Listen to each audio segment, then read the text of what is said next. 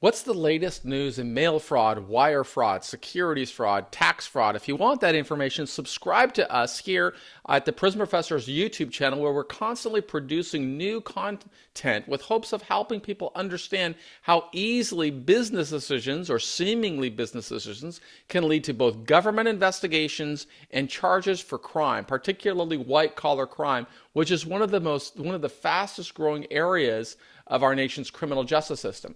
We like to look at the United States Department of Justice website every day just to see what's going on and what we can learn from it. And it was while I was sliding through here, I saw this article here from the United States Attorney's Office in the Southern District of West Virginia, where it talks about 9 individuals being charged with rules in a fraud scam involving more than 200 victims. 200 people were victimized by this crime, according to the U.S. Attorney's Office. And so we would like to just kind of work through here, because without a doubt, these people do not, there are people that are engaged in making decisions in business that don't realize how easily it can translate into a white-collar crime. And let's just take a look at this one. This is published today. Today is Tuesday, June the 1st, 2021. It's 5:37 in the morning here in California, and it's one of the first things I like to do. What is big government doing? Who is it bringing into the criminal justice system? Well, this talks about 9 individuals charged for roles in fraud scam involving 200 victims. The victims have been defrauded of at least $2.5 million. That has some relevance for this reason right here. We can go to the Prison Professor's website. You can click on here under services. You can look at our consulting menu. And when you do, you can scroll down here to the section on loss amounts. And you're going to see what $2.5 million would mean with regard to sentencing by reading a longer history on section 2B1.1. You could also just take a look at the guidelines themselves. And let's see, the guidelines themselves, what I want to show you. That you would be able to see this section here, that these are the guidelines, and you will notice that a fraud offense begins with a level 7 typically, sometimes 6, but usually 7, and then it's increased by the amount of money. So the loss amount here is going to be more than 1.5 million, but lower than 3.5 million, which means they're going to increase this level 7 by 16 points. So that takes it up to like 23 points. And a level 23, as you see, has a sentencing range of 46 to 57 months. And now somebody that is facing a charge for a fraud of $2.5 million needs to contemplate these sentences. And they need to be thinking about what type of mitigation strategies could they employ to potentially influence that. So let's read this indictment. 3 indictments returned by a federal grand jury sitting in Charleston have been unsealed, and they charged 9 men for the involvement in illegal schemes alleged to have defrauded at least 200 victims, many of whom are elderly. Lot to cover in that section. First of all, what is an indictment? An indictment is a charging instrument that a grand jury brings. So the United States attorney, when a government investigation begins, the investigators bring it to the attention of a federal prosecutor. The federal prosecutor then impanels a grand jury.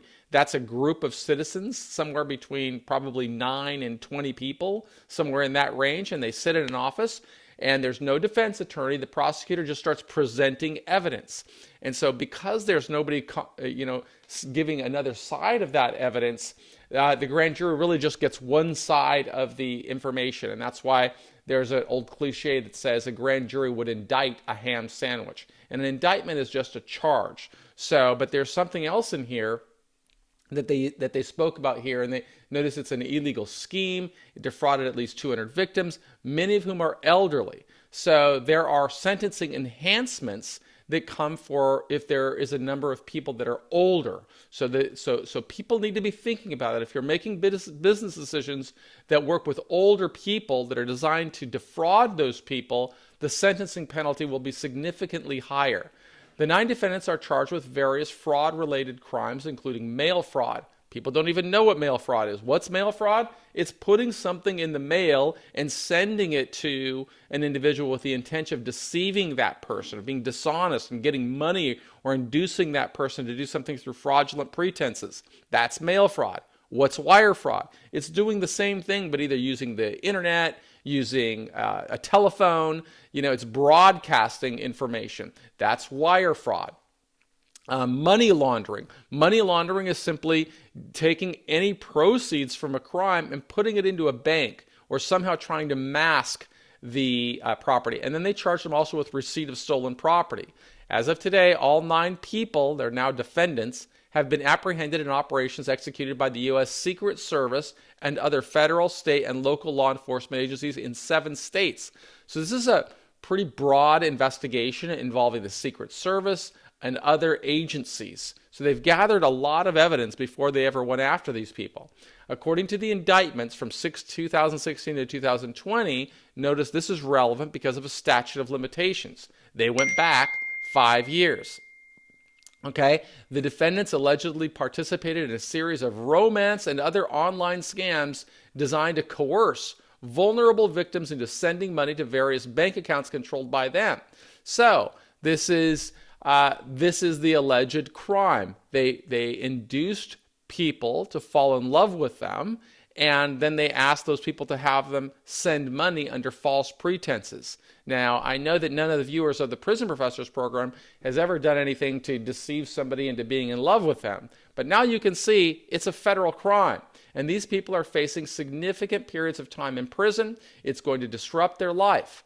The indictments describe, but of course, these indictments describe romance scams. So the issue here is it was a conspiracy, a plan that they used to target vulnerable people and to induce them to send money.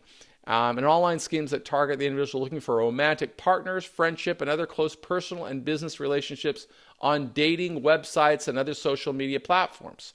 So these people are just going on dating websites, they're finding vulnerable people, and they are telling them a lot of lies, apparently, to get those people to send money. That's a federal crime now. And the defendants created profiles using fictitious names, locations, and images, which allowed them to cultivate relationships with the victims. So it's like all these Instagram people that put pictures of themselves up and, make themselves look more attractive than they are. Apparently, that's a federal crime. To carry out the schemes alleged in the indictments, victims were often led to believe that the defendants were U.S. residents working abroad. Big crime. The investigation revealed that these people were actually located in the United States. My God. So, again, just look at every single thing that can result in a federal indictment. At the early stages of the romance scams, defendants frequently requested relatively small gifts. So requesting a gift from a paramour is a federal crime or the start of an investigation, such as gifts cards and cell phones from their victims. Oh, honey, please give me a cell phone so I can call you. And they send the phone. Well, that's a crime if you don't really love them. As the relationships continued, they requested increasingly larger sums of money from their victims. The defendants allegedly opened a bank account and laundered the proceeds of the romance. So they opened a bank account, and making a deposit is now a crime. Laundering proceeds because you put your money in the bank of the romance scams through those accounts. The defendants also occasionally used cryptocurrency and celebrity meet and greet scams to obtain money from their victims. Okay, so this is the story of a romance scam. And the more important salient point here is to recognize with a bigger government, every single thing a person does can be construed through the lens of a criminal charge. That's what prosecutors will look toward.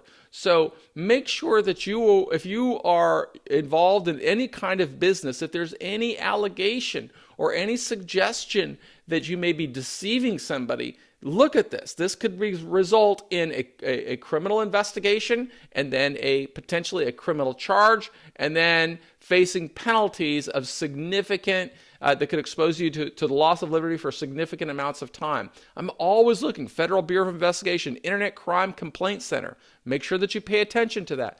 The government is frequently asking people, give us more people to prosecute. And so the more you know about this, the more you understand that with big government, we're looking to make every American citizen an ambassador of the Department of Justice. And so there are always going to be people looking to see who is victimizing others. right? IC3 logs 6 million complaints. That's what this log is right here. These are complaints. Filing a complaint with the IC3. The IC3 accepts online internet crime complaints from either the actual victim or from a third party to the complainant. Okay? You want to know as much as you possibly can about how government investigations begin so that you can take actions to protect yourself. Protect yourself from being vulnerable to these investigations, first of all, by being an honest person. But if you are engaged in some type of behavior that could lead to this, understand that there are strategies you can take to mitigate maybe a bad decision you made that led you into this, or a bad relationship. The important thing to recognize is that we have a much bigger government, and as a result of a bigger government, there are going to be more investigations and more charges for white-collar crime. If you want to learn more, visit us at prisonprofessors.com, where you'll find an abundance of information. Just go to our blog page up here, and you'll see that we're publishing information just about every day. Most of these profiles here are featuring individuals that have gone through government investigations but have learned how to emerge successfully, have learned how to mitigate the crime. But it's really important to begin. A mitigation strategy really begins by thinking about the stakeholders of the system. That includes the Department of Justice, and that's why we profile new videos just about every day. We encourage you to like and subscribe us, visit us on YouTube, on Facebook, or visit our websites. And if you want some help talking to a mitigation expert, make sure you book a free appointment. I am Michael Santos, and on behalf of Prison Professors, I want to thank you for being a part of our community.